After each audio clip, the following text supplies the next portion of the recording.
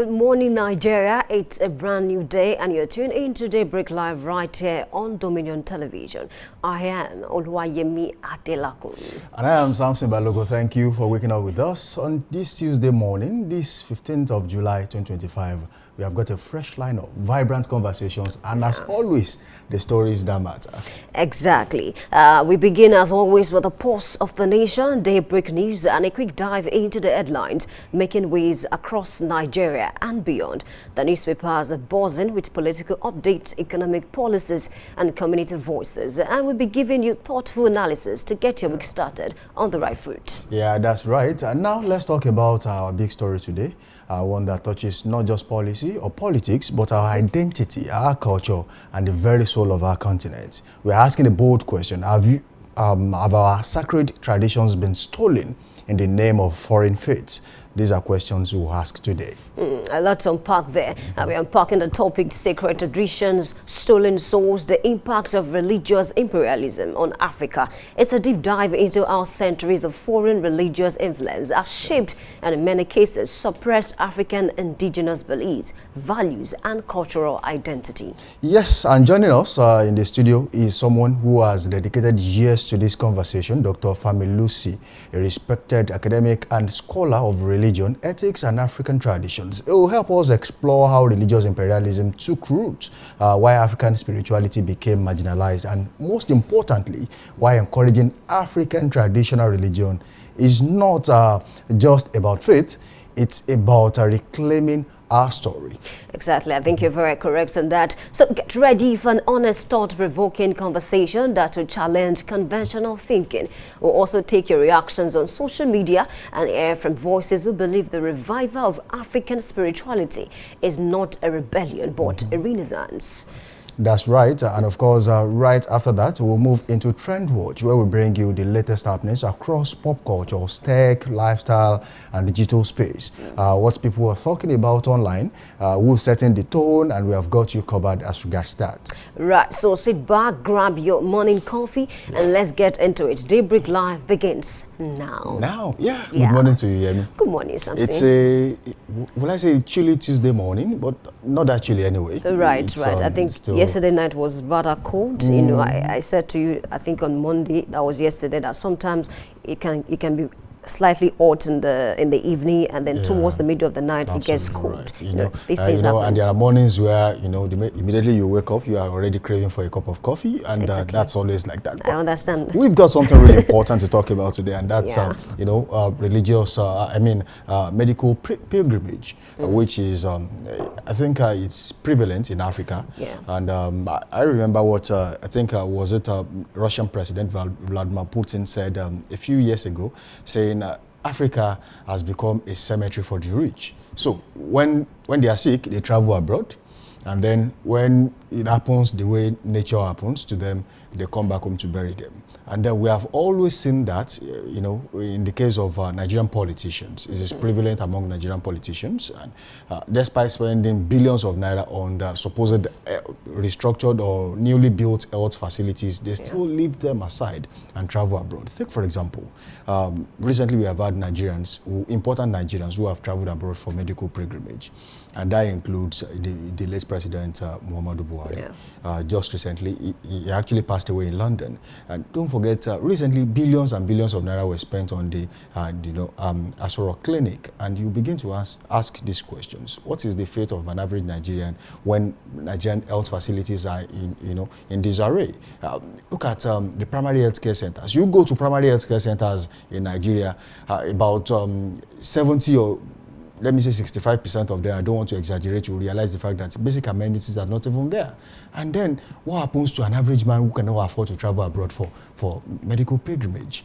You know, it's a serious issue, and I think you said something that I want to, comment on, about the fact that, that clinic was recently, worked on, a lot of, yeah, you know, things were bought. So I feel like in this country, we have that culture of pumping money into sectors without necessarily, you know, trying to find out, you know, the real reasons. Because I feel in Nigeria, we have the brains, we have everything it takes to actually have good clinics in the country. A lot of Nigerian doctors, nurses, they leave this country, they do well over there. So if you have the brains, we can even import some of these, you know, equipment and then make sure that we have standard, you know, facilities in the country. And speaking of the fact that a lot of politicians, not just politicians, even wealthy people, they will not risk their lives, you know, in terms of, you know, using some of these. Clinics, exactly. Yes. Why? Maybe because they've experienced, you know, a bitter, I don't know, maybe they've experienced something serious before with some of these. It is the fear of the unknown. It's not about their experience. No, it's about experience. Do you know that some Nigerians abroad, some Nigerians abroad now travel down to Nigeria to have surgeries, to go undergo medical checkups? You don't know that? At the one of, let me tell you why. Because it is way expensive there. So if you are really making that money in a legitimate way, I don't think you're going to spend that money traveling abroad for medical treatments or checkups that you can easily do here at a very cheap rate. I still think that is as a result of the experiences of some persons. Let me tell you why I said that. A lecturer, you know, once, you know, said to us that, you know, there was a time, I won't mention the name of the hospital. He used a particular hospital in Nigeria, and then things almost got out of hand. Why? Because it was not attended to on time. He had to travel outside of the country because he has like a major hospital that, you know, he makes use of himself and his family. He had to travel out because the hospital were not really doing what they were supposed to do. And let's link it to, I mean, the current, you know, the former president of this country. I think I read the report that said that throughout his tenure of that 8 years, he traveled to London severally in 2015, 2017, and there was a time he traveled for months before he came back. And I think the spokesperson came out to defend him and said to us that President Muhammadu Buhari has been using that hospital for over 40 years, even before he became a civilian president. Is that enough justification? Really? I mean, there's no justification, and I am not going to defend any immorality when it comes to the health sector. But the truth of the matter is, what is you know, the state of the health facilities we have in Nigeria? That is one. The other one is what quality of life do medical personnel have in Nigeria? What is their faith? Sometimes your attitude to work, you know, it boils down to the fact that you know that you are really not getting anything from it and you just want to pass time. Some people do it for, oh, let me just pass time until I find something better to do. Imagine you going to school to study medicine for you know, the number of years, and then you come back and you can't even pay your own bills. So these are things and medical doctors are not the set of people that should come out of school and should not find a job, because practically we do not have enough medical doctors in Nigeria. So if they come out of you know, and they just get a job at probably a private clinic that can't even pay their bills. I do say it, there are some professions where an individual cannot really pay another individual for doing it, because you know, it's just, you can't just make that money. And when you look at the state of private clinics in Nigeria, you realize the fact that some of them are owned by you know, people who actually work with public institutions, and then they become a consultant there and also have their own private hospitals. Now, if we can decongest that and you know, decluster that area and make sure that once you are working with a particular institution or maybe a medical, let's say UCH for example, if you are working with UCH, you have no business having a private hospital unless you are retired. Some of them are still there. They call them consultants, and then they probably go there once, twice a week, and then that's it. So what is the fate of people who are waiting to meet such consultants? Those are questions we should ask. So as much as we want to blame the government for not doing enough in terms of importation of you know, equipment, we also have to blame the people who are going to use the equipment a little bit. Now, take for example, you know, in Kogi State, I think a few years ago, about 2 years ago, Governor Yaya Bello built an hospital, called it World-Class Hospital in Kogi State. Does he visit that hospital? These are questions. Does you know, the current governor of the state visit that hospital for medical checkup? And when you look at the pictures and images that came out from that hospital, there are world-class equipment in there, regardless of how much it was bought or why it was done. But the question is, even if they invest so much in these facilities, they know we have brains in Nigeria, but they do not trust it because it is systemic failure. An average Nigerian does not believe in what is made in Nigeria, so automatically they believe in what is made abroad. And that is why importation is the order of the day. They will always import. No matter how useless that material is, they will import into Nigeria. So it's a thing of the mind. Even Nigerian politicians, they know, oh, this hospital has you know, what I need. but then they cannot go there. If because that's they do the case, not, as much as they do not trust themselves, they cannot trust that facility. Okay, I think if that's the case, it's an issue that we need to look at, because you mentioned the issue of unemployment. I think a lot of doctors, they don't stay long without a job. Why? The issue is about remuneration. So we do hope that the government will look into this and find a way to make sure that these people get paid the way they're supposed to get paid. Right. But thank you for being a part of the segment this morning. It's time to take the Daybreak News. Please stay with us. We'll be right back.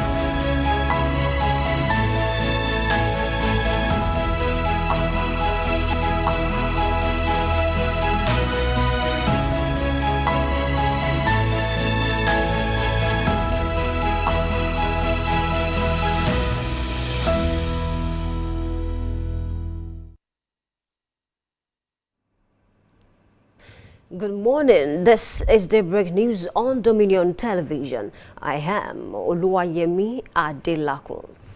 The federal government has declared Tuesday, July 15th, as a public holiday in honor of the late former President Muhammadu Buhari, who passed away. The Minister of Interior, Dr. Olubunmi Tunji-Ojo, announced the holiday on behalf of the federal government following the approval of President Bola Tinubu. The declaration comes as part of the ongoing 7-day national mourning period earlier announced by the president to pay tribute to Buhari's life and legacy.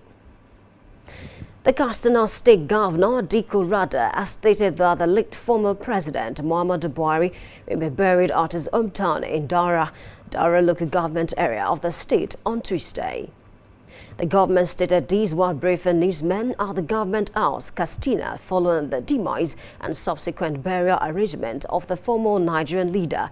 The governor also said following consultations with the late president family and close associate in London, they concluded that the body will arrive in Katsina on Tuesday, July 15th by 12 noon, and the burial will take place in Dara at about 2 p.m. The National Assembly has suspended all legislative activities in the Senate and the House of Representatives until Tuesday, July 22, 2025. The postponement of plenary in both legislative chambers was announced by the clerk to the National Assembly, Kamoru Ogunlana.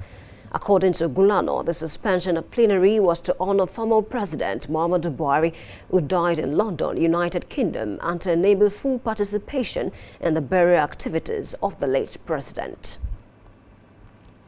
Governor Seyi Makinde has signed a bill renaming the Okiogun Polytechnic, Shaki, to Michael Koliosho Polytechnic, Shaki.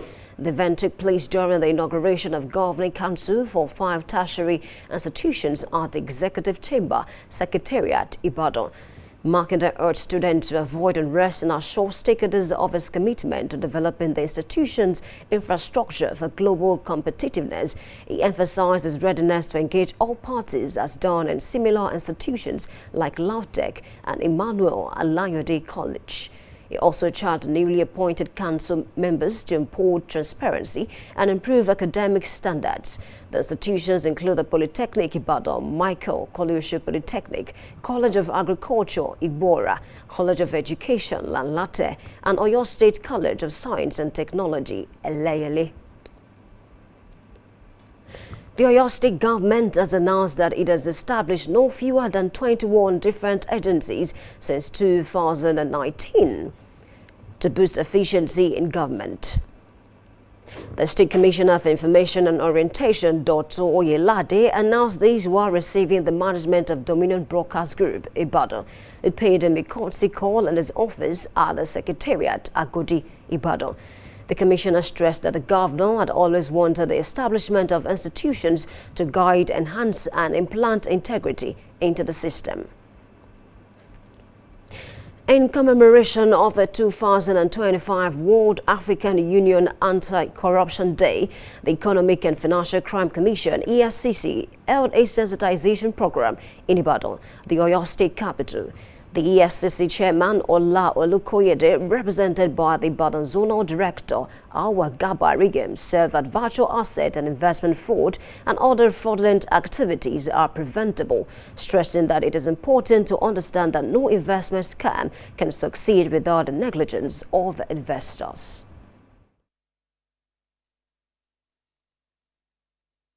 We've seen firsthand how the so-called investment platforms and shady crypto deals are weaponized to deceive, defraud, and destroy lives, particularly among our youth. Another rising criminal engagement that has the potential to outspace even money laundering on the continent is virtual asset and investment scam. It is important to clearly state that virtual assets are not fundamentally criminal. It is when they are wrongfully or fraudulently used that they become criminal. Virtual asset fraud is on the rise. Our findings show that fraudulent politicians are already perfecting schemes in hiding their loot through cryptocurrencies to beat the investigative dragnet of anti-corruption agencies. For us at the EFCC, virtual asset fraud and investment scam are not hard nuts to crack. Proactively and broad-based training and intelligence are bringing fraudulent schemes to the fore. We are ahead in every material sense, and there are enormous proof of operational successes in this regard, especially the breakthrough in the investigation and prosecution of the famous CBEX scam. I hope and wish everyone here and many more Nigerians out there will benefit from this fruitful deliberation, meaningful collaboration, and renewed commitment to creating a corruption-free Nigeria. It is our duty, every one of us here, to support the EFCC to ensure that we have a free, corrupt-free Nigeria. The Assistant Superintendent of Economic and Financial Crime Commission, Professor Oludayo Tadi, emphasized the evolving nature of fraud in the digital space, urging Nigerians to be sensitive and understand the platform they use to avoid being fraud victims. So we have to be sensitive. That is talking about awareness. To what extent do you know what you are investing in? You see, it's not enough for you to hear from someone that they made X amount of money. But if you do not understand the platform that you are transiting to, the probability that you will become. Meanwhile, the Oyo State Commissioner of Police CP Johnson Adenola mentioned the recent efforts of the Nigerian police to deport illegal immigrants and joining Nigerians to support the EFCC to ensure that Nigeria is corruption-free. Reactions have continued to pour in following the death of Nigeria's former president, Muhammadu Buhari, who passed away on Sunday in London.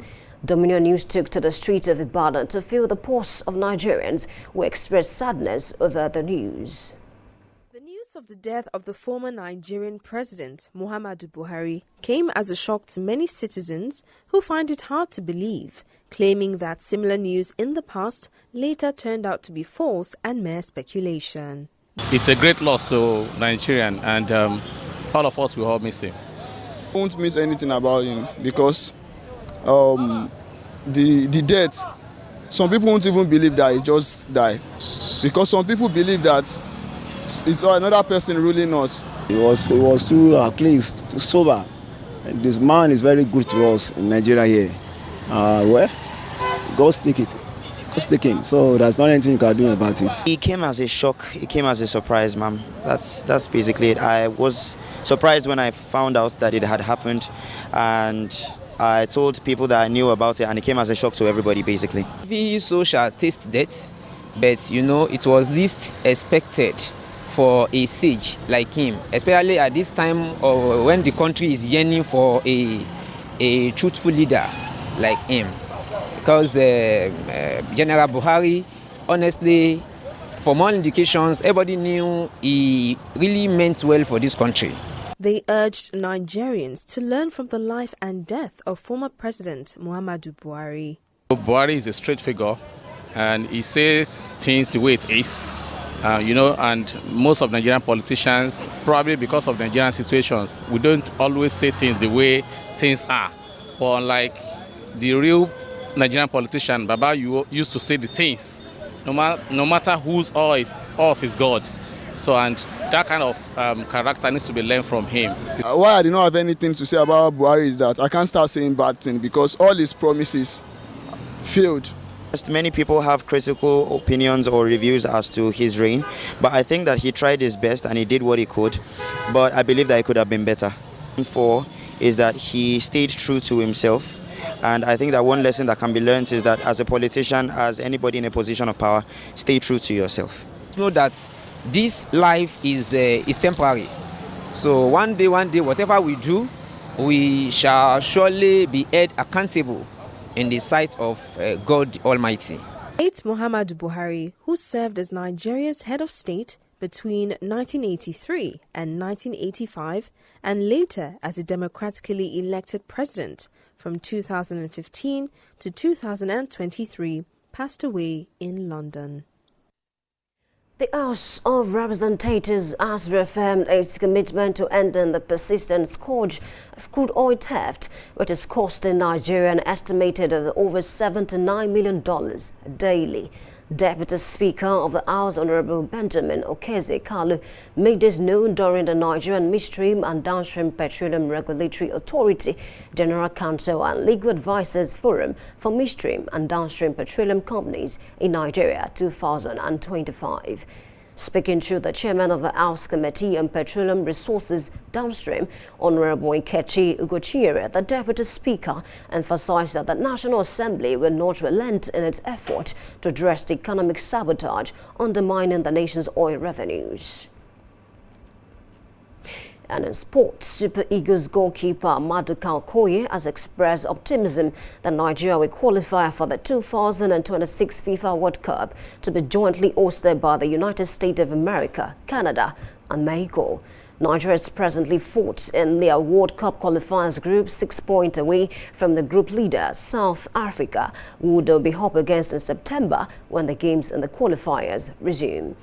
With 4 matches left, the Super Eagles must win all their remaining games and hope their rivals draw points. Nigeria will host Rwanda at the Godswill Akpabio Stadium in Uyo, Akwa Ibom State on September 3rd before the trip to face South Africa on September 7th. You can visit our website on www.dominion.org.ng to watch us live and interact with us. You can also follow us across our social media platforms: Facebook, Instagram, TikTok, YouTube and LinkedIn at Dominion Broadcast and X at Dominion Cast. That's the breaking news. I am Oluwayemi Adelakun saying good morning and thank you for watching.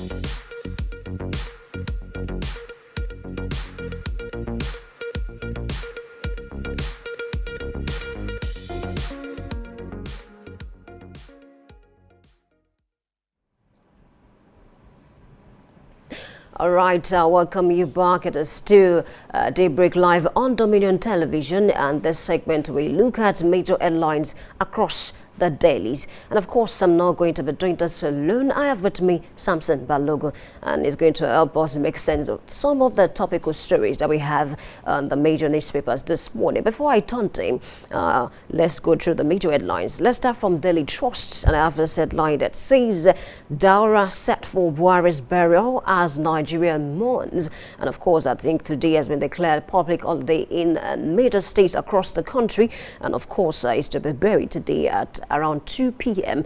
The corpse is supposed to arrive at around 12 noon today.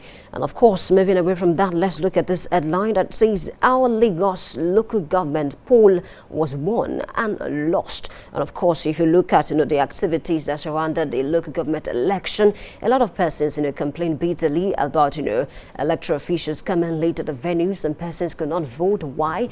Because they could not see the name of their candidate on the ballot paper. They could not even see the name of the political party, talk of the candidate that they wanted to vote for. So it was a lot to handle. However, let's move away from that. I also have this headline that says resident flee as bandit attack Noida communities, kill 6, abduct over 20.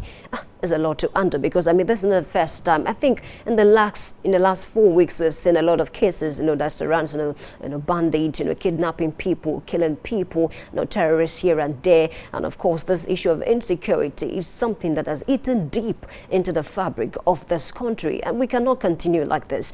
Something has to be done to bring these people to book. Moving away from Daily Trust this morning, let's take a look at the Guardian newspaper. And of course, I have quite a number of interesting stories. I have this one that says Akpabio appeals against court order for Natasha's recall. We've been on this matter for a long time, and of course Natasha is still in suspension. Recall that last week she mentioned that she's going to resume her duties on Tuesday, but alas, that did not happen. And of course the Senate is still saying they're not going to restate her. Why? Because they still have some issues to discuss concerning Natasha coming back as the senator representing Kogi Central. Moving away from that, let's talk about this one that says gunmen killed 2 evangelists in fresh Plateau attack. This issue of killing, people being kidnapped, a lot is going on. The issue of insecurity is something that is sad to talk about, really, because it comes up every single day when we talk about the major headlines across the dailies. Let's also look at this headline on the Guardian newspaper that says Osibajo, Dangote, Abiodun offers bid Awodale farewell. The monarch was laid to rest, yesterday, and of course, a lot of persons have come out to say beautiful things about the man. Moving on to another headline, I have this one that says Buhari gets state funeral as critics fought National Assembly's week-long tribute because a lot of activities have been suspended, due to the burial of the former president of this country. I also have this one that says tight security in Daura as Castina await Buhari's remains. And of course, I saw some videos, the place was quiet, tight security here and there. Let's move on to the Punch newspaper. I have this headline that says soldiers bar traditionalists from Awodale's Muslim funeral. And that headline as writers, Osibajo, governors Osoba, Daniel, Dangote Greece, Awodale's burial. Fesebua as poised for throne as Ijebu awaits new Awodale. We look forward to who is going to come up as the next Awodale of Ijebuland. Moving away from that, I have this one that says 2027 Adeleke attacks Aregbesola over plan to oust governor.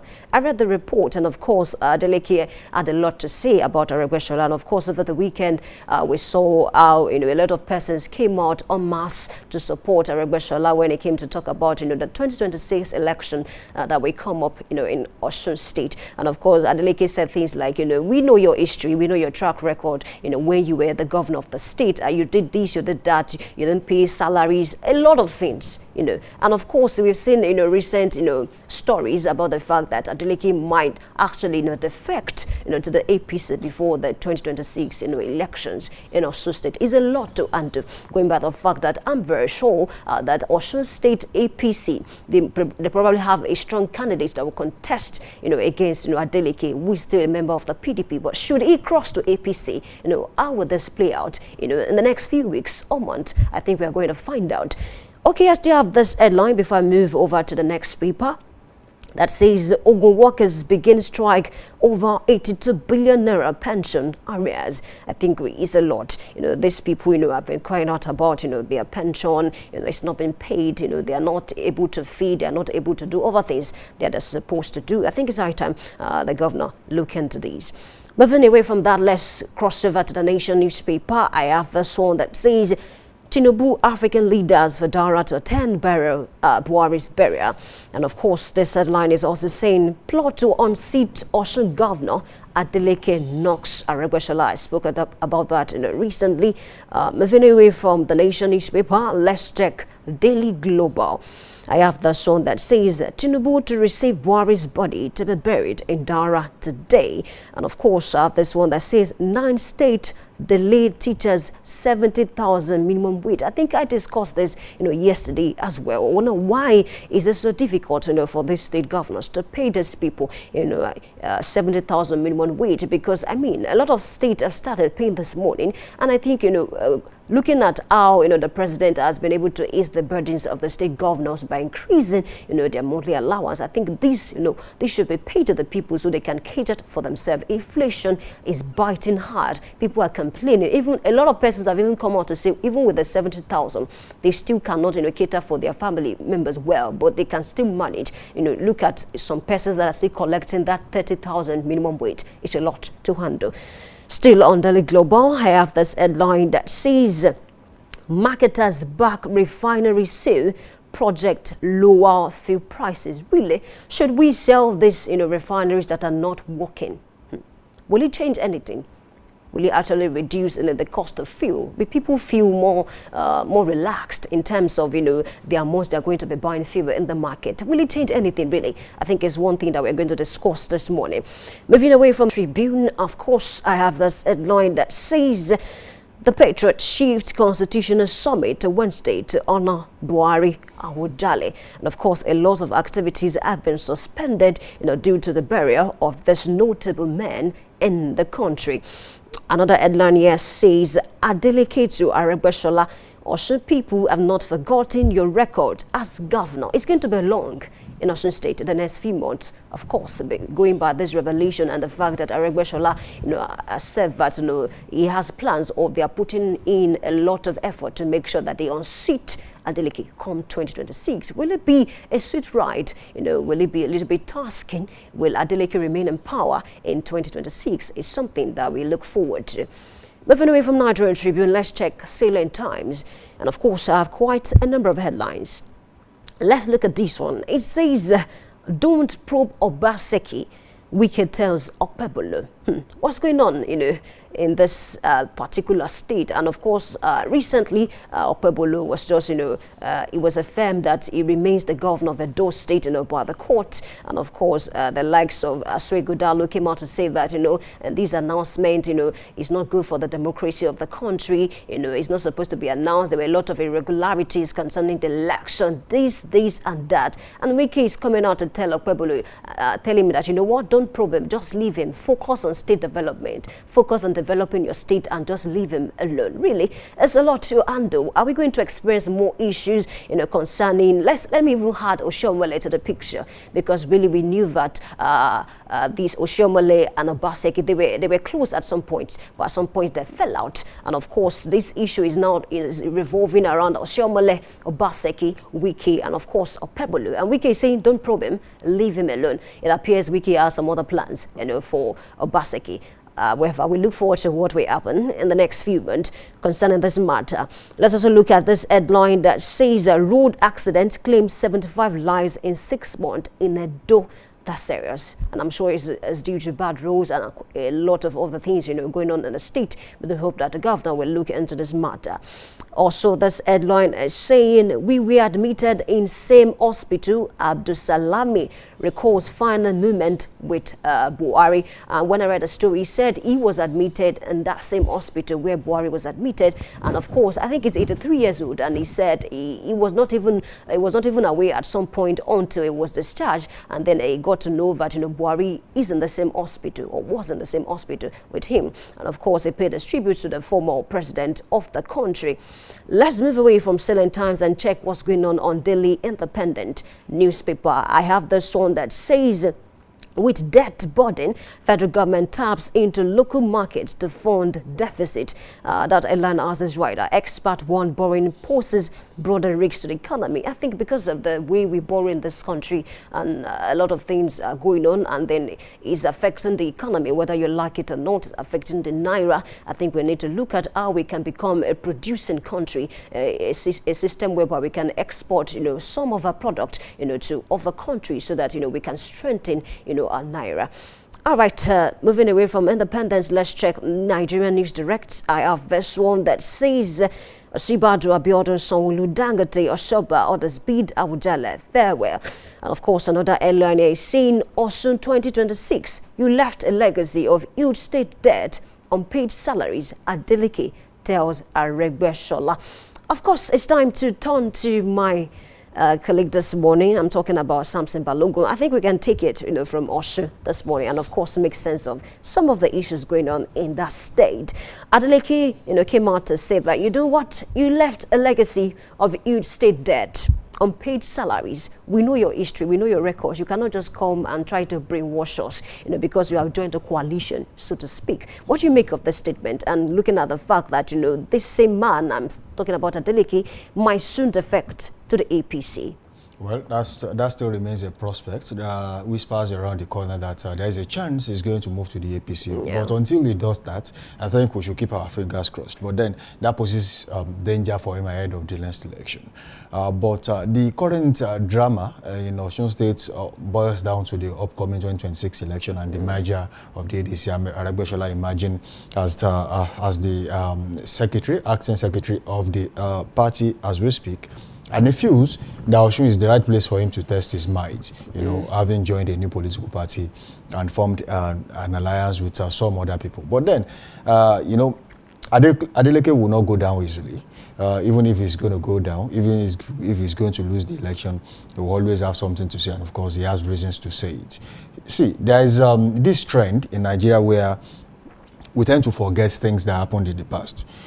For me, I think one of the numerous politicians we have in Nigeria that should not be seen out there, parading themselves as saints. Aregbesola is actually one of them, because he left a legacy, just like Adeleke said, he left a legacy in Osun State that I know that in terms of failure, whoever comes in and failed will have to be second behind Aregbesola in terms of how he failed, woefully in some areas.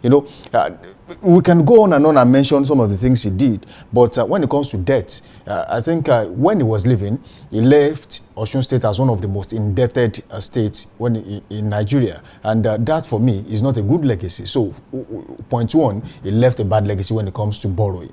And going away from there, one of the biggest things on Aregbesola's administration was accumulation of huge debt. Osun reportedly became one of Nigeria's most indebted states, which claimed that over 165 billion naira was left either during or shortly after he left office. And when it comes to succession, he actually handpicked, whether he was forced, whether he agreed to it, or he did it intentionally, he handpicked Gboyega Oyetola, who is now a minister of the, of the Federal Republic of Nigeria.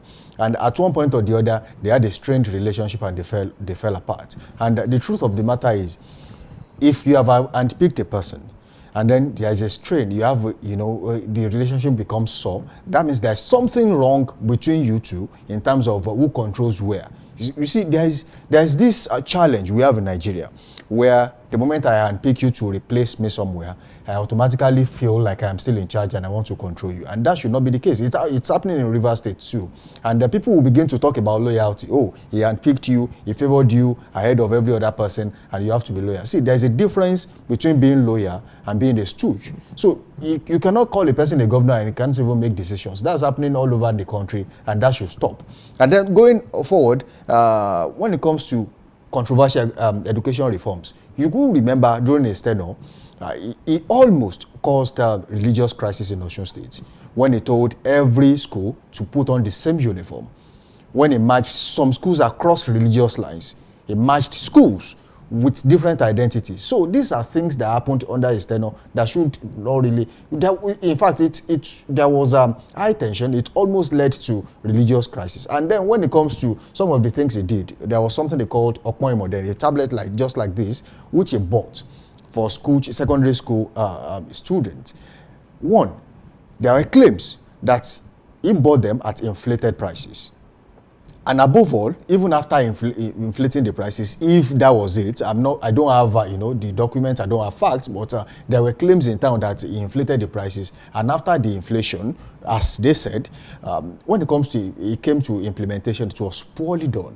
Most of these students don't even have these tabs they were talking about. They don't have the Okmoimo they were talking about. Probably in the classroom, only a few of them had the Okmoimo. So how did you implement the policy? Okay, so I think I have a question for you, because you've talked about the legacy of Aregbesola in Osun State, but I want to I've not gone to half salaries. Okay, I want to ask you. I've not mentioned half salaries. Civil servants were earning half of their salaries then. Okay, so imagine you getting minimum wage that is not even enough for you as an individual, and someone comes and says, look, the state is indebted, and what we have to do is we'll make sure that you get something at the end of the month where you get half of that minimum wage that is not even enough. Okay, look, who does that? Let's look at how politics play out in Nigeria. How much has legacy worked when it comes to state elections in Nigeria? Because I mean, we've seen a lot of governors that did that performed very well. I understand where you are coming from, and then they still won second time. I understand where you are coming from. There's a distinct difference between winning second time and trying to put someone in office when you are no longer in office. See, there's a difference between you anointing a candidate while still in office. Did you see the video? Did you see the video? Did you see the number of persons that came out? It was a massive crowd. People will come out. Okay. These are politicians. See, I can tell for a fact, we have so many politicians in Nigeria. The less known politicians, they will be in the meeting with the APC. They will go to PDP meetings. They will go to ADC meetings. They are everywhere. They are members of all political parties. And the truth of the matter is, as much as we want to think politicians in the state, okay, is that all the people of Osun State that came out to see Aregbesola? No. The question is, who are the people that will vote? In all honesty, it is still the people. And out of these people that came out, some of them will still not vote for his candidates. That is one. Two, the people who are actually out there that know exactly what went wrong. While, see, one of the set of people that will never trust Aregbesola with anything in Osun State are the civil servants. Okay, you also mentioned the fact that we should not talk about, the fact that Adeleke might defect to APC. But I think one way or the other is connected to 2026 election in the state. Why? Because I feel like Osun APC, they don't feel to criticize the governor any chance they get. And I feel maybe it's because of the pressure. You might feel like, okay, what if I move to your party? What can you do next? So don't you see that, it is part of this issue going on? It is connected to the 2026 elections in Osun State. They were formerly members of the Progressive Party in Osun State, the Adeleke family. I do. So they were formerly members of, so if he moves to the APC today, he's welcome back, because that used to be his home. But the problem now is that the permutations actually favors Adeleke if he stays in the PDP. Because the crisis not just only affects the APC, it affects the ADC, whichever party is in Osun State, affects every one of them, because the merger, see, it's just a spoiler game. I will cite an instance. During, I think, 2019 or 2019 elections, or 2023 in Oyo State, the APC, I think that was 2023, the APC in Oyo State, they made a huge mistake by making sure that Adebayo Adelabu was a member of the APC, and Teslim Folani was a member of the APC. And the fact that they could not agree on who to become the candidate of the party, so they broke, the party broke into two.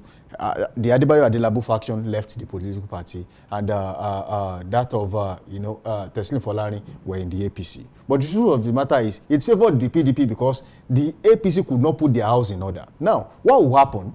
You think he favored them? You don't think the Oyo State people will still have voted, Seyi Makinde into office? I don't believe it only happened because they wanted to vote Seyi Makinde. See, when you check the votes they had individually, you understand the fact that if they actually came together, it would have been a different case entirely. Even if Seyi was going to win, it was going to be, a very tough one for him.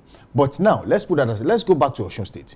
The challenge now for Adeleke is he still has the sympathy of the people. the people still trust him. And there's a game I think he might be playing. Until the election is a few months to the election, he might be given the body language that he's joining the APC. And then all of a sudden, they will make an announcement, look, I'm a card-carrying member of the PDP, I'm loyal to the PDP, I'm not leaving the PDP. That will further draw the attention of the people that is loyal to the party and, of course, is loyal to the people. So he will get more sympathy votes from there. But now, the APC, I think, just like it happened in Oyo State, together, they are stronger. But the chances of them winning that election is very slim, just as it happened in Oyo State, because there was vote of no confidence in the Oyo State APC then that they could not defeat, Seyi Makinde for second time just because the party actually split. But in the case of Osun State, for a long time now, they had already known that Aregbesola is not a member of the party. For some time now, he has not been a member of the APC for some time because his faction of the APC, they were standing alone. And they were sitting on the fence, and that was why they lost the gubernatorial election to the PDP in Osun State. Now, they know quite all right that he's not a member of their party, and they can begin to pick, put their house in order and see exactly what they can do to present a popular candidate ahead of the 2026 election. But be that as it may, Adeleke stands a chance because the reason I mentioned the anomalies that marred Aregbesola's reign as governor in Osun State was because the people are wiser now.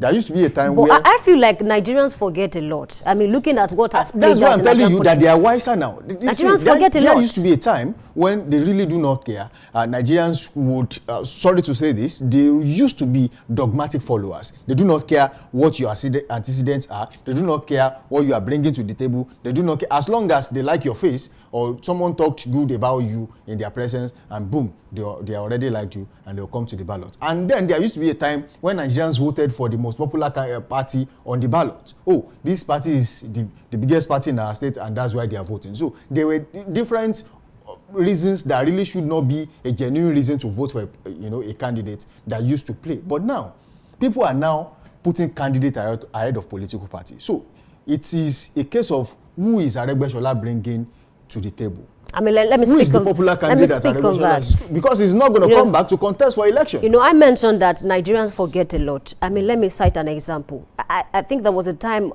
over the internet, a lot of persons were calling back the military regime because a lot of them have forgotten about what happened during that time, or a lot of them were not even.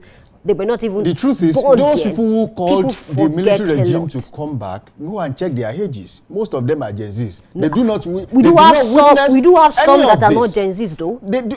How many? What is their percentage? Maybe 5 or 10% of them. Let me tell you the reason why those people who are not Gen Zs felt like, okay, the military should come back. They feel like the corruption is intense during that time. I mean, those military heads of state were able to curb corruption. You see, the few adults that are clamoring for the military to take over in Nigeria, I will use I'm sorry to say this, but I will use a Yoruba term that during that time, because if they experienced what it actually meant to actually live in a country with a military junta, you will understand the fact that you will never clamor for military to come back. People did clamor for it. And when they did, see, the thing is, I just pity people who did not, they did not witness that. At least some of us, no matter how small the tenor was at the time, some of us witnessed it and we understood. See, that time, only a few people could afford to buy kerosene to cook. They were going to pack sawdust here and there. I know some people who are here in this building who experienced that. Some people claim there was orderliness in the country. There was orderliness, yes. But at what cost?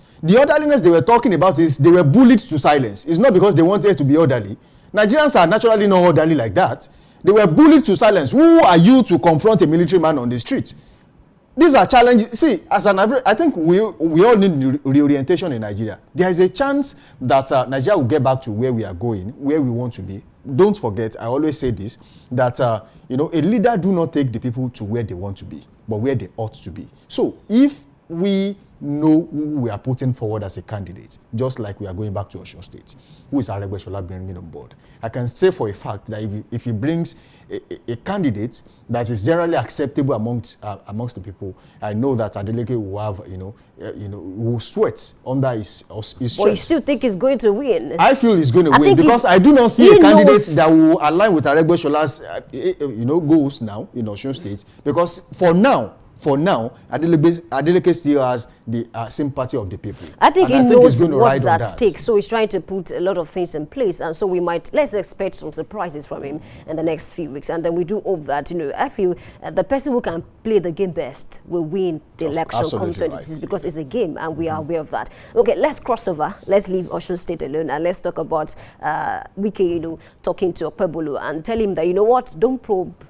Obaseki, leave him for me. And I just feel like, looking at what Wike is doing in the country now, he has been able to spread his tentacles, not just in Abuja is there, Rivers State is there, he's also in the Edo State. What do you make of this? It appears that Wike has a lot of, I think one man mentioned on this show and said to us that, Wike is PDP. PDP is Wike, and it appears that even outside of PDP, exactly, he's been able to consolidate his power even amongst top politicians in the country. Really, you see, as a politician, and you have an ambition of one day ruling the country, one of the things you should do is to build bridges across religious, party, and of course ethnic lines. And for me, Wike might be, one of the most controversial politicians you would have ever seen in Nigeria or in the world. Let's put it that way. But what he is doing is actually, for me, is one of the things one should do, but in a different way. If you are going to be president one day, you must have prepared for this maybe 20, 30 years. And that includes cross-party alignment, and that was what Tinubu was doing at a point that people don't really know. It was actually, practically other people's businesses when it really did not concern him. Don't forget, at the point in Oyo State, it was when the Olubadan designate, Senator Rashidi Adiwo-Ladoja, was removed from office. It was part and parcel of the whole arrangement as regards how it was returned back to office. So at that point, it was really minding other people's businesses. He wasn't doing it because he was just nice. He was doing it because he was sealing, agreements with people. He was putting himself here and there, and then at one point or the other, people will begin to trust him, and loyalty will begin to play. Yeah, politics is about alignment. That's what he was doing. So he did that for about 30 years, and when he became president, it did not surprise me because I knew that was going to happen someday. He surprised people who did not, pay close attention to what he was doing. And Wike is doing something now. See, he's already it's not that similar, but it's close. He's playing the destroyer game in the PDP. See, if you cannot give me what I want, I'm going to make sure that this party cannot contain any one of us. And that's why some of them, the people that should naturally be strong men in the PDP, are leaving the political party for Wike. Why? Because he is making sure that at one point or the other, or at one place or the other, he has people that are still going to support him, even though they are silent supporters. There are still people in the political party, in that PDP, that are Wike's loyalists. I think the problem of PDP started, around 2013 towards 2015. Why did I say that? Because of issues of zoning, a lot of major people, the major stakeholders in the party, they left. They left the convention, and as a result of that, it was left for the other people, the likes of Wike, to actually finance the party. How many people can actually finance a political party? Mentioned that because I think that's the major reason why a lot of persons are loyal to Wike. He financed the party with his own money. I was still coming to that. Exactly. How many Nigerian politicians can single-handedly finance a political party? And then his claim is, where was the likes of Atiku, Amechi, when the party was going through crisis? They all left. They also spent money. But they spent in the wrong direction. They spent only on their ambitions. They did not spend to put the political party where it belongs. So there are two different things. Atiku wanted to be the presidential candidate of the PDP. He was paying delegates to be candidate, not to sustain the party. But Wike, I want to mention that when he heard about how much other candidates were paying to actually, draw their attention, make them, he was surprised. And he said, what, I don't have the capacity to pay you this amount of money just because I want to come up as the flag bearer of the party. The contention is really serious. Yes, it was. And what he was doing, as I mentioned earlier, Atiku was paying a humongous amount of money to people to make him the candidate of the party. But what Wike was doing, he was, funding the party that the structure will not collapse across all 36 states, including the FCT. So what he was doing now, while all of them were gone, the structure remained with Wike. And for almost all the states, he had strong members of the PDP who are still loyal to him. Don't forget, he was one of the 5 governors that made sure G5. that Atiku Abubakar really had nowhere to go. He's looking as if the G5 is no longer G5. I don't It's, know whether it's G1 I don't know whether it's G1 just, or G2. It's just wicked. Because it doing his appears thing. Sheyi Makinde is How many completely out of of it. these people are still talking now? How many of them? Where is former governor Samuel Ortom? Where is he? How many times have you had Sheyi Makinde come? Well, a lot of them say anything about are not talking about the G5 their alignments then. So it tells you that it is just Wike doing his thing now. And when Wike wanted to do his thing then, he found people with common agenda, people whose goals also aligned with his. See, what happened that made them, destroy that party at the time during the election? That wasn't the first time it was happening. Okay. You understand? I do. So it wasn't the first time. And the fact that that was a reason. See, people who want to do things, you always look for a reason to do it. So that when they say, oh, why did you do this? They will say, it was because this and that. I think it's a fine place to leave it this morning. Thank you so much, Samson Balogun. Looking at the issue going on with the PDP, I would just advise that when your house is in crisis, find a way to put it in order. Absolutely regardless of whatever is going on. Don't run away from, crisis. All right, thank you for being a part of this segment. It's been interesting, and of course a lot of questions that we still need to answer. All right, it's time to take a short break, and of course do well to join us on Big Story. We have something exciting, interesting to talk about this morning. I am Oluwayemi Adelakun saying good morning once again.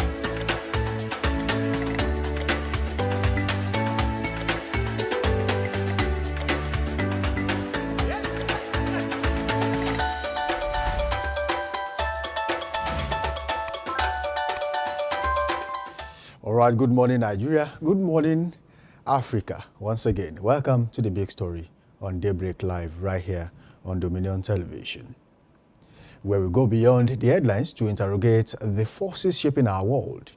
I'm your host, Samson Balogun, and today we confront a story that is as spiritual as it is historical, a story of identity, resistance, and reclamation. Sacred traditions, stolen souls, the impact of religious imperialism on Africa.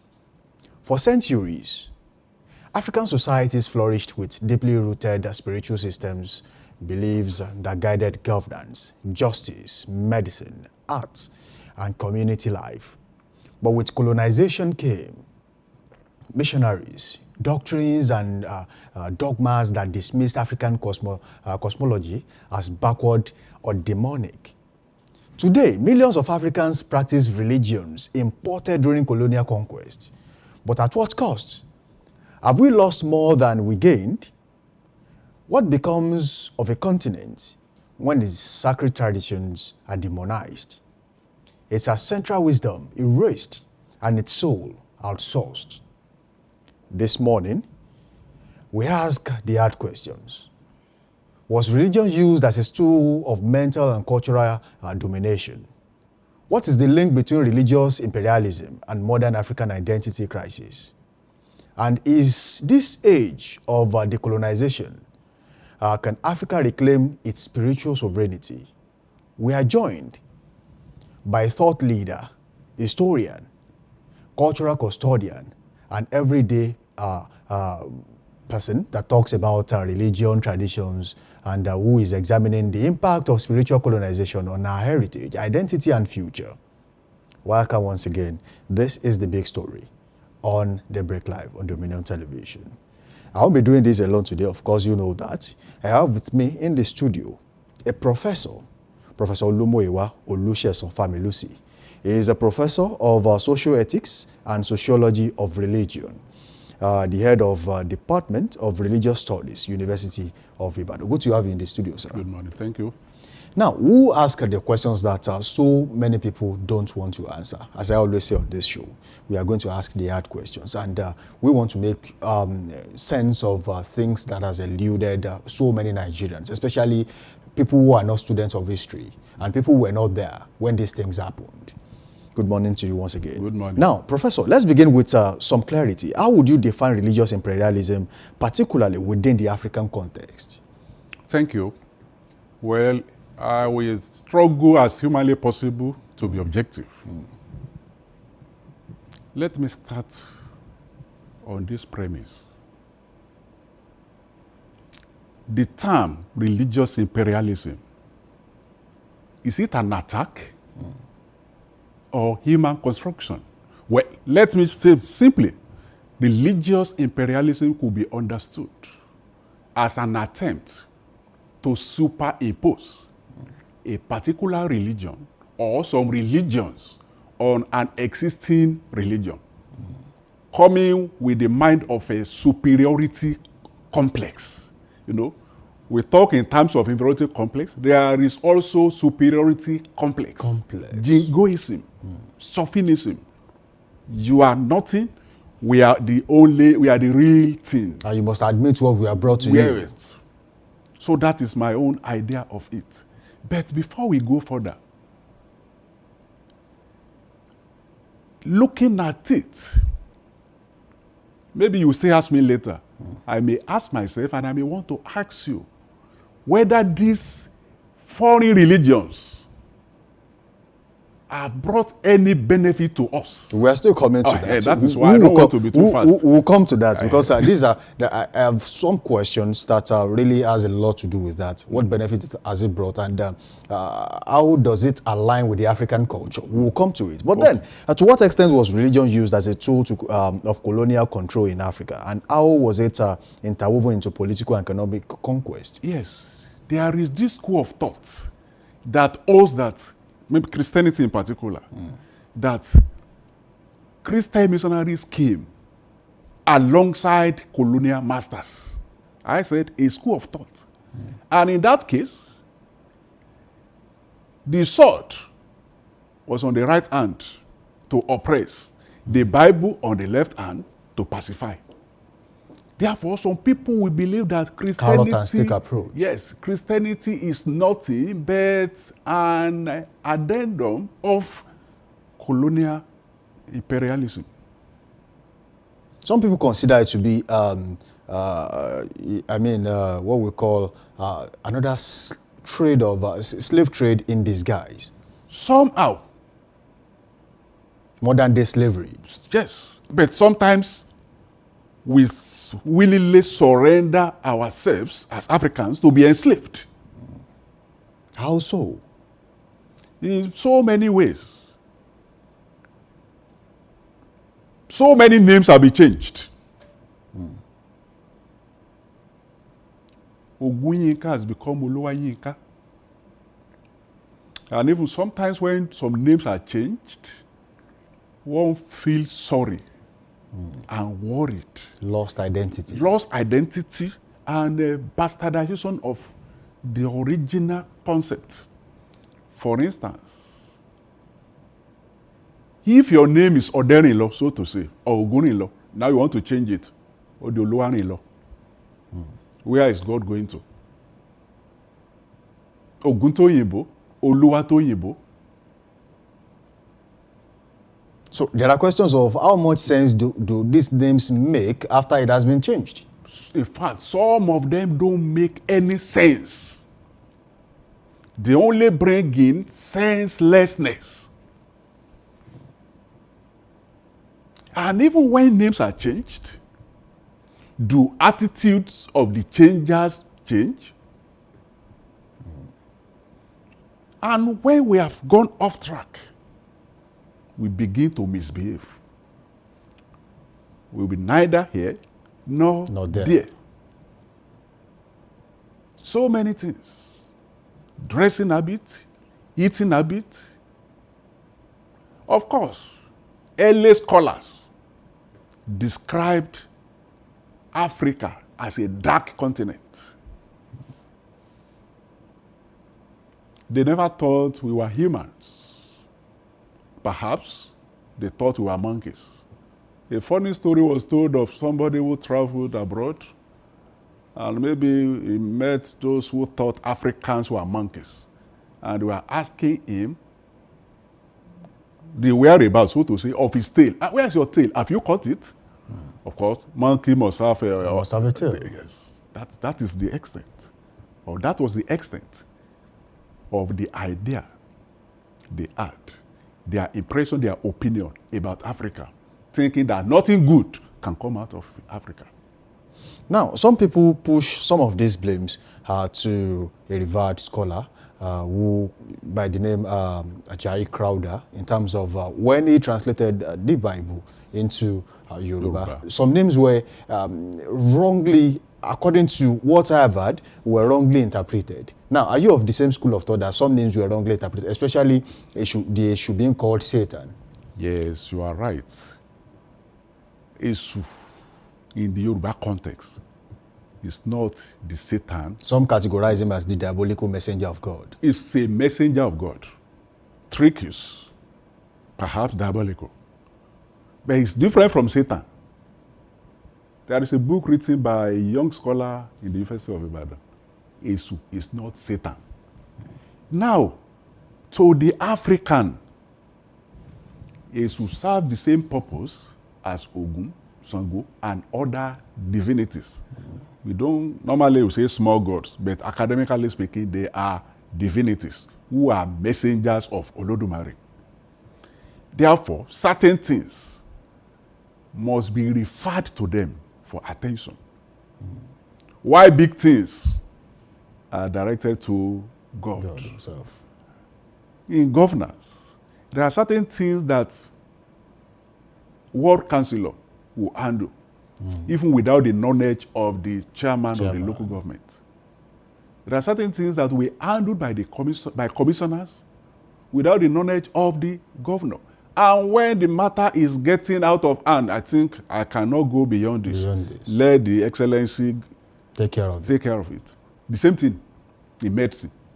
Sometimes minor headache self-medication. When the matter is getting out of hand, visit a clinic. A clinic will say, well, we can no longer handle it. Go to hospital. a very big hospital. UCH cannot handle it. Go to London for treatment and something like. So that is the position of all this. And that idea of Esu, which now understood as the one, so to say, that tempted Jesus. An African scholar will disagree. He is a messenger of Olodumare. He could be tricky, as we said, but there are roles he plays for those who believe in that up till now. For instance, in its characteristic, it could be this, it could be that. A story was told of how Esu told two friends to pray that they will not fight, not quarrel, fight. And they said, no, we will never fight. We are so close. Now Esu went and made a cap. This side of the cap, red. This side of the cap, black. And there was a gathering of people. So Esu passed through the midst of the people. First, unfortunately, one of the friends was on this side, the other was on the other side. And I said, my friend, did you see a short man wearing a black cap?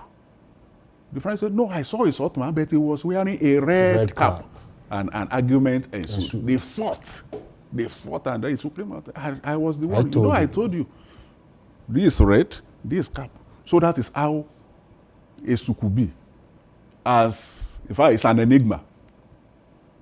Now, some religions would want to write the African God with a small g, while the believed God for other religions with a capital G. Yes. What's your take on that? Yes, I've said something that all the small gods, so to say, are called divinities, messengers of God.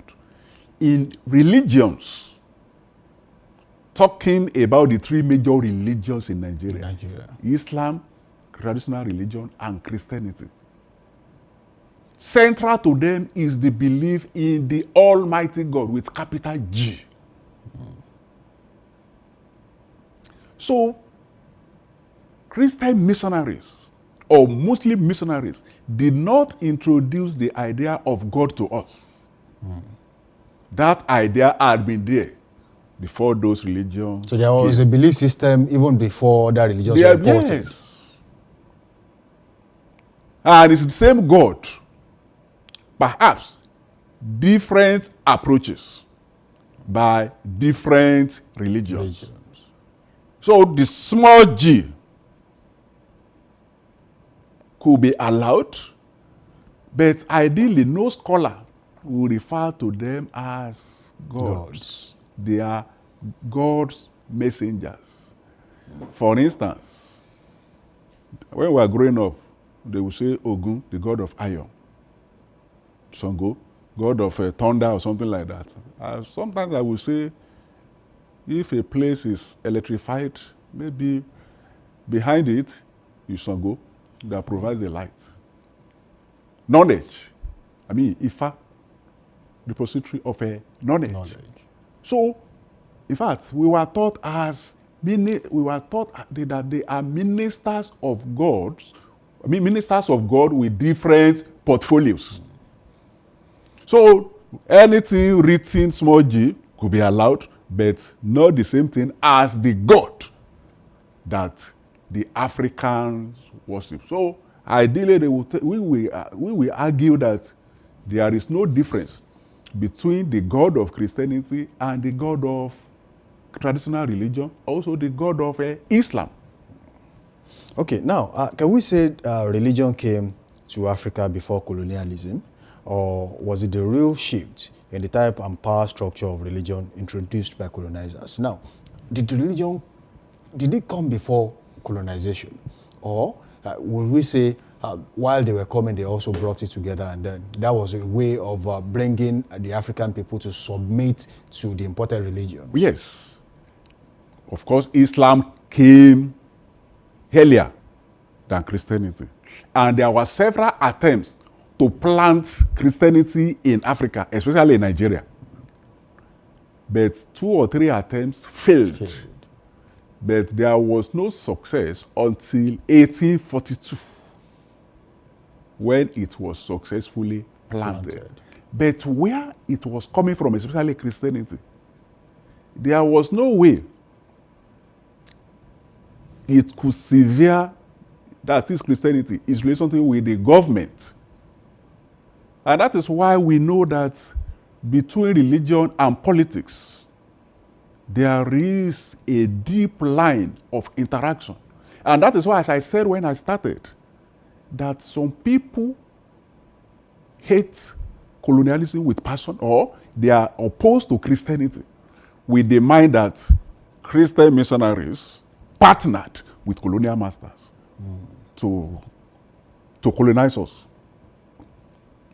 Okay, now let's talk about conflict. As religion imperialism led to an internal conflict within Africans between their adopted faith and their cultural roots at the point when these imported religions were brought on board. Yes. When foreign religions came, there was an attempt, of course, it was greatly successful, to demonize Africa. So many people were forced to throw away their objects. And a story was told of a priest who encouraged his converts to throw away all their traditional objects. And as they were throwing them away, they wanted to burn them. And the man saw something that fascinated him. Pick it. And his castle caught fire. So many things we have lost in Africa that are preserved in Europe and America. I saw a picture lately of a young man from Nigeria who hoisted a flag somewhere close to where do I call this? Somewhere close to where artifacts were kept. Now, a museum. And then was saying all these things were stolen from Africa, return it back to Africa. The bronze from Benin and some other artifacts from the Oyo Empire. Why do you still have them here? Why not repatriate them back to Africa? And then you condemned all these things and say, oh, they are of no good to you. You have to take this religion and then worship this religion. And all of a sudden, you are taking these artifacts to, beautify your rooms, beautify your museums, and then make people come see them. So what's the difference? That was the strategy they used. Because if somebody wants to capture you or your territory, the first thing is to tell you that there's nothing good in that area. And if we believe, the blame will not be on them, but on us. Like somebody said, I think the fellow is a comedian, he said, these people condemned everything about Africa. They will tell you palm wine is not good. Palm wine is not good, but they gave us dry gin. So which one is better? Which one is better? Which one is therapeutic? So you may not take palm wine because it is from Africa, but you might take dry gin because it is imported. And so many things. Everything. So the mentality is there. When we were growing up, some of us, as poor as we were so concerned about anything being imported. If it is imported, then it is good. That's the idea. Even up till now. Even the food we eat, the one that is natural is considered to be bad. But the one that is artificial, maybe I wouldn't know, very soon there'll be artificial intelligence will come to food processing or something like that. So it is just like that. Just like two friends that are quarreling and a third party wants to intervene. In the process of intervening, the fellow is saying that your friend is bad. Leave him. After leaving him, he and the other fellow, they'll become friends. I read something that it was a joke anyway, that the female lawyer who handled my divorce case is now married to my husband. That is just it. So why we blame them? We also blame ourselves for not believing in what we have as Africans. Now, how has imperialism, religious imperialism, affected the society in the areas of festivals, the norms, the African norms? In some places now, the usual yam festival we used to have has been turned to something else. You begin to wonder, is this the Africa we used to know? Is this the Nigeria we used to know? And how is it good in the long term? How is it going to affect the African tradition? It has affected, things like that have affected African tradition because we no longer have the tradition pure. Sensitive aspect of our culture have been eroded. You mentioned New Yam Festival or other festivals that we mentioned. Under the guise of modernization, so many things were brought into it. And that is why people no longer respect tradition. When tradition was tradition, certain things will not be done. And if those things were done, they will attract consequences. Perhaps the gods, so to say now, maybe are sleeping. Now, as you mentioned the desecration of the African tradition, probably I should chip this in, which is on the newspaper today, and it's something of concern for people who are lovers of the African tradition. Now, while the late Oba Dr. Sikiru Adetono was to be buried yesterday, according to Islamic rites, the Onisheshis that came on board were chased out of that venue. And then I asked this question. Were they there? These people who chased the Isheshis out of the place, were they there when he became king? Do they know what he went through? I mean, the rites he went through that was prevented from undergoing even when he was to be buried? And what effect is this going to have on the African tradition going forward? How bad is it going to desecrate the African religion? Well, I said a while ago, things we valued in those days are no longer cherished. What happened was a rape on African tradition. Tradition. The monarch underwent a process before he was made the king. And we now see conflicts of interest between religions. When somebody belongs to two or more religious traditions, that is expected. That means traditional religion no longer pure.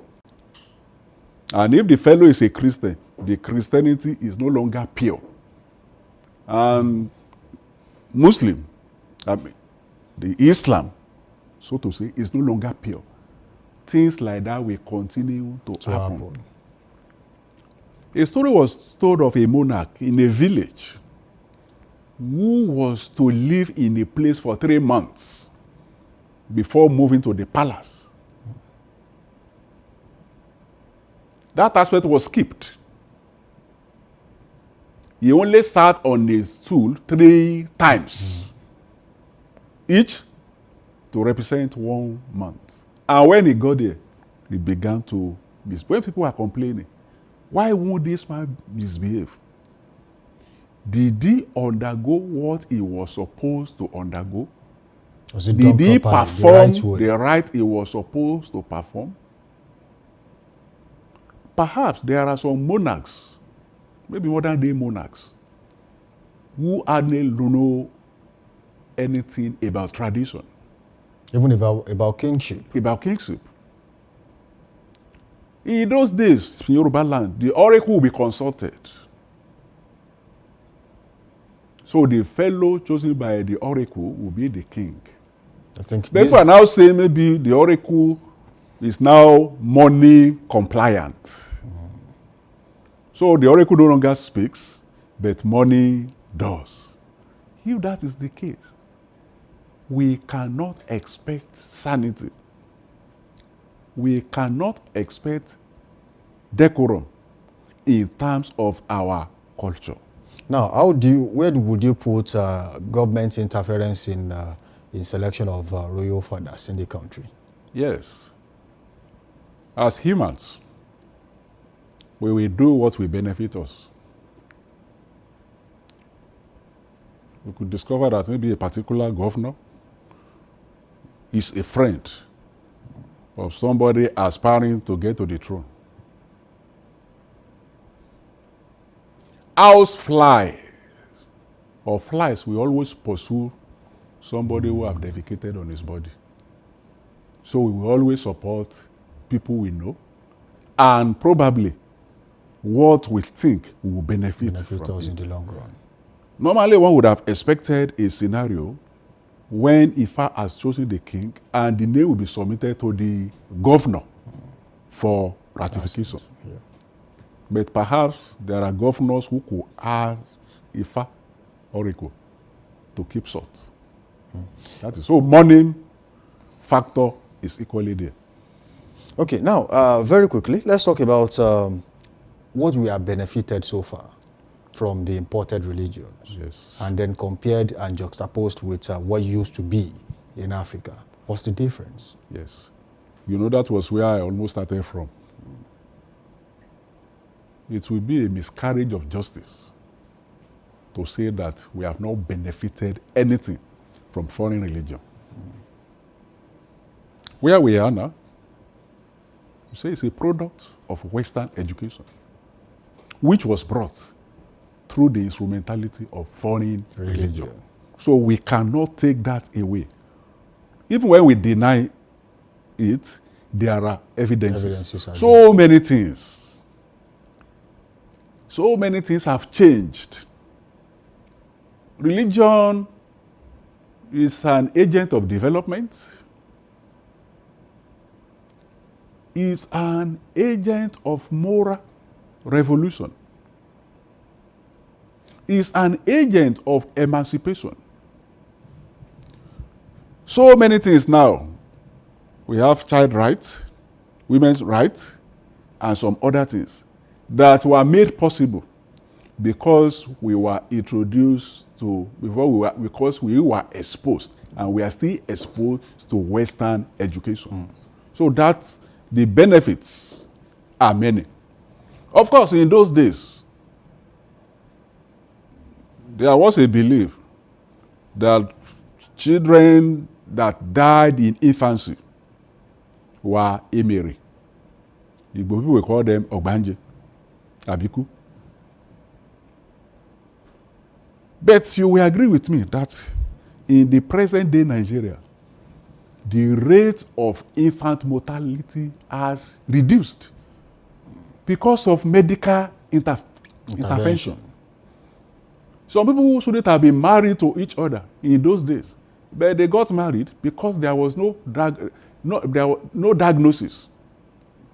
So AS, marrying AS. SS will come, they will now be blaming the husband's second wife for being instrumental, for being responsible for the torrential death of children.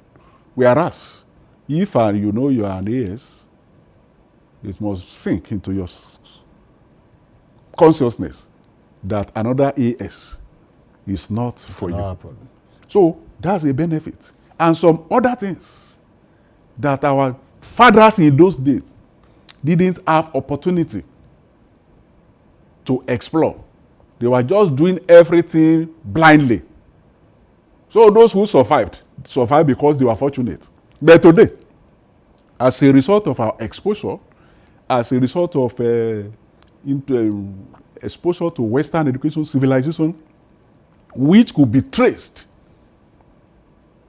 to the introduction of Christianity and Islam, we will not say we have not benefited anything. We have benefited so many things from that.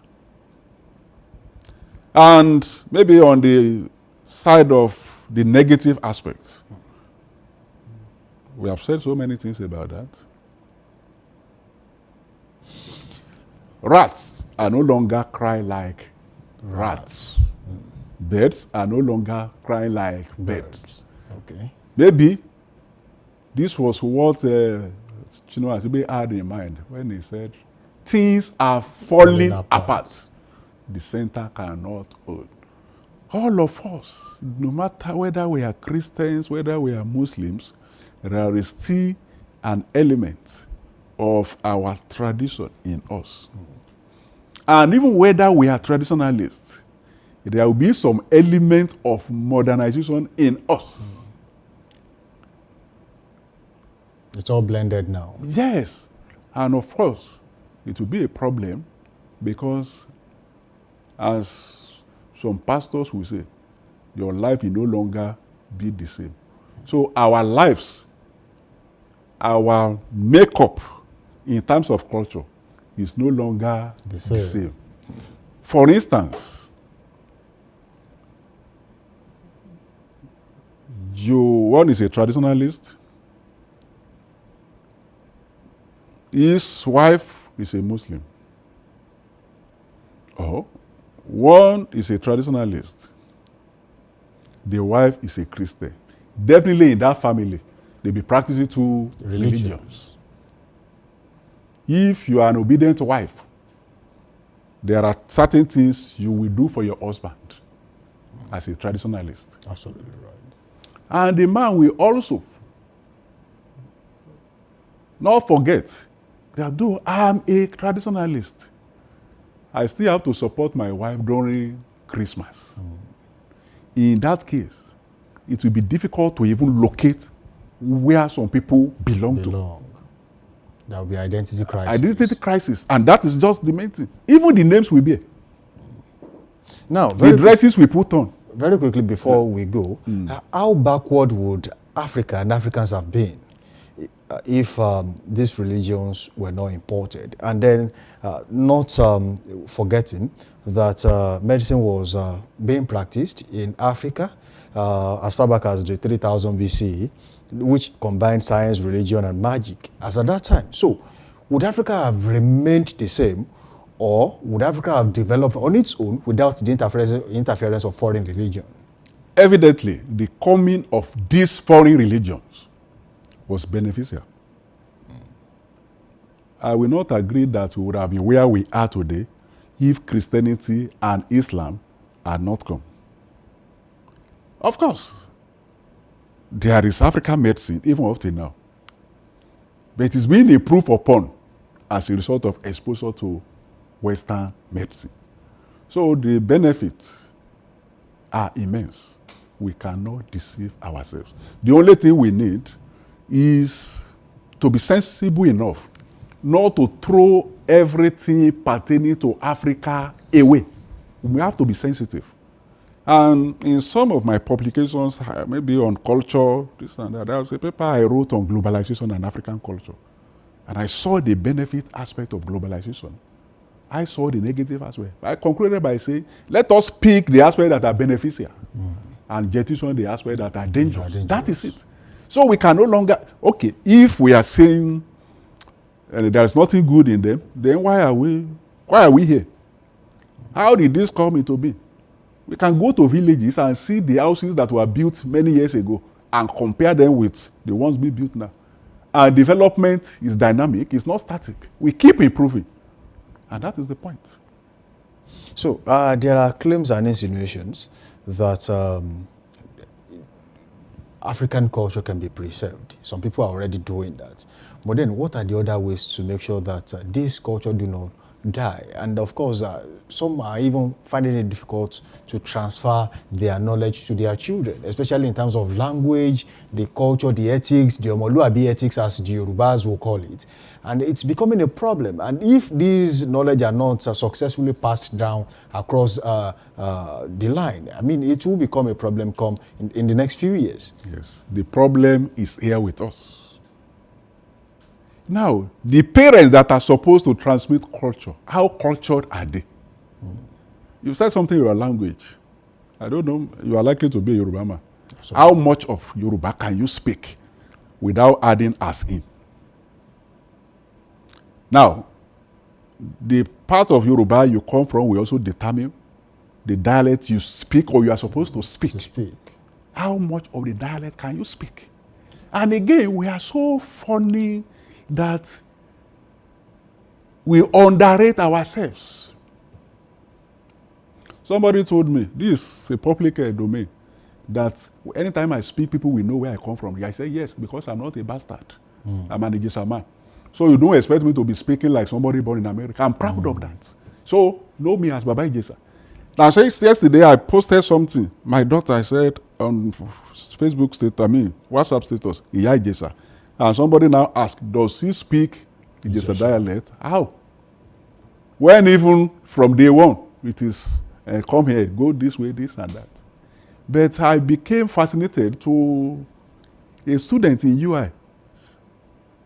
She's from Ekiti, born in Ibadan, but speaks the Ekiti dialect fluently. I said, yes, my regards to your dad. So all these things are there. So there are different ways. How can we preserve our culture when nobody even wants to live in Africa? Can we blame those who are migrating through legal or illegal means? Even at age 80, over 80, Nigerians are still migrating. So how are we going to have the opportunity to preserve our culture? And one thing again, when last did many people travel to their hometown? Just like they used to do for Christmas in for those New days. Year. I said, there are so many students have had interaction with. Where are you from? So you don't know your hometown. My mom said. So you don't know your hometown. When last did you go? Those who are fortunate to be going once in a while, maybe that will be when the grandfather died. Provided they will be taken there. Because they will say, all those women in the village. Are there no women in cities? All right, thank you, Professor, for joining us in the studio this morning. I feel like this conversation has not ended, and we will still have you on a more elaborate show to talk about the African culture and tradition. Thank you for joining us in the studio. Thank you for inviting me. All right, Olumuyiwa Olusegun Familusi is a professor of social ethics and the sociology of religion at Department of Religious Studies, University of Ibadan. We say very thank you for joining us. All right, now it is time to go. Africa's soul is not lost, only buried beneath centuries of silence and shame. But now, the conversation is shifting. The drumbeat of rediscovery is sounding. As we wrap up the big story for today, we challenge you not just to question, but learn, unlearn, and reimagine. What does freedom truly mean if it doesn't include spiritual freedom? What is the future of people disconnected from their past? Thank you for staying with us. Join us again tomorrow, same time, same station, on The Big Story. Of course, Daybreak Live continues for another compelling edition of The Big Story on Daybreak Live. I am Samson Balogun. Now, before I go, I will leave you with this. Keep thinking, keep questioning, and keep the conversation alive. Let's go on a short break. And when we return, Trend Watch comes on board. We'll be back after this time out.